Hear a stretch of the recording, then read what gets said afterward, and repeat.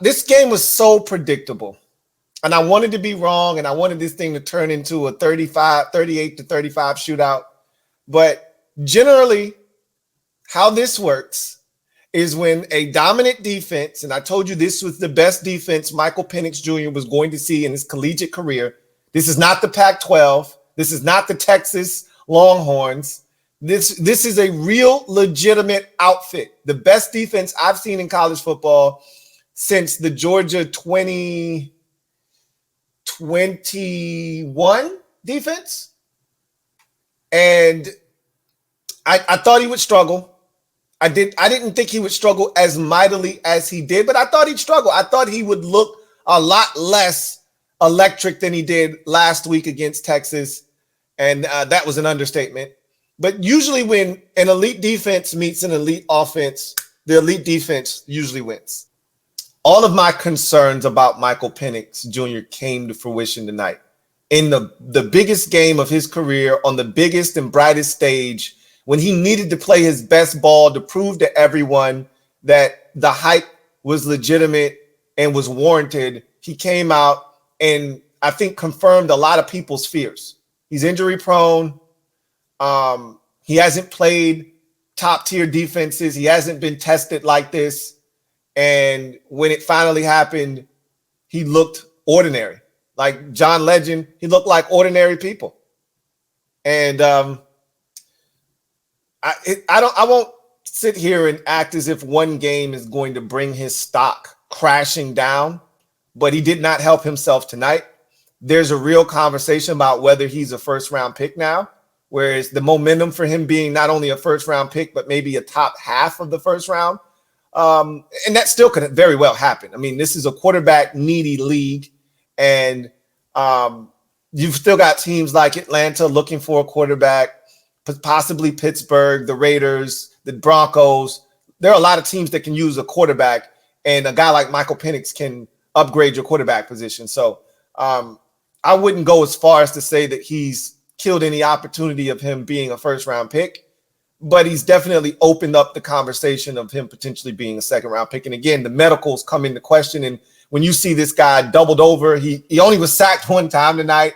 He did take one nasty hit when his offensive lineman fell on him, but to see him, having issues with his ribs and getting up gingerly after getting hit once, and he hadn't really been hit all game, and he finally gets hit. Now he's hurting.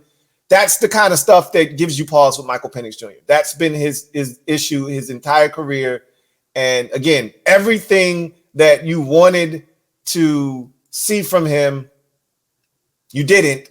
And the thing you didn't want to see, you did in terms of the injury. So the injuries, even though he didn't leave the game and he powered through and all of that good stuff, it's a concern, and it reared its ugly head again tonight. So from that perspective, he missed a lot of throws. He looked flustered. He didn't see the field well. All the shit that everybody was touting and giving him all this praise for. And I was like, yeah, I mean, my thing was, the man's been in college football for 6 years. And it's not like 5 of those years he was a starter. So it's not like he's been on the bench. I likened it to, taking Algebra 1 3 times, right? Like, I would hope by the 3rd time you see Algebra 1, you're ready to smash it and pass all the tests and knock that course out flying colors, right? That's kind of how I feel about him. Like, you're in the Pac-12. They don't play any defense. You haven't seen any real defenses. You're carving them up. You're making it look easy. Now let's see what you do when we put you in Algebra 2. You've been in Algebra 1 for 3 years. Now we put you in Algebra 2. Let's see what you got. He looked like he did the first 2 times in Algebra 1, right? And a little disappointing. But at the end of the day, guy can still play. The body of work is there. I liken him to a Marcus Mariota. That's kind of what I see him as, a left-handed version of Marcus Mariota. He can throw the football. He's a solid athlete. I don't think he's as good an athlete as Marcus Mariota, but I think he's a Marcus Mariota type. And you know what? That might also apply to J.J. McCarthy.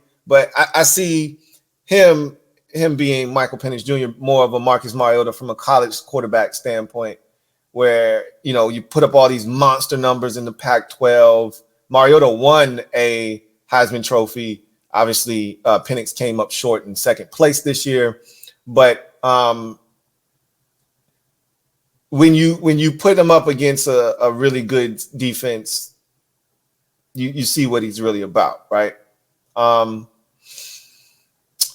The play that encapsulates Penix's night is the first fourth down that they went for it. And you got a Dunze wide ass open down the field on a 4th and 7, and he just misses him. And at that point, you probably should have known it ain't gonna be his night, because he was hitting that throw in his sleep last week against Texas with his eyes closed. I mean, the man was feeling it so much, they blitzed him. He threw a goal ball and did a spin move after he threw it. He was in his bag last week. That swag wasn't there tonight. They got to him early. They got in his head. And this game was big, and he knew it, and he felt the pressure, and you could tell. You could tell. Did this do some damage to his stock? Yeah, I think it less like serious critical damage. I think what it did was it brought his momentum to a screeching halt. He was on a crash course for the first round. We were talking about where in the first round. Now bring that to a screeching halt. Matter of fact, bring it back.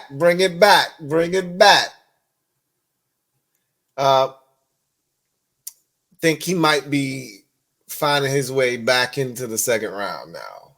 Late first, early second. I can still see him going in the first round, though. Again, all it takes is one team to say, hey, we cool on the medicals.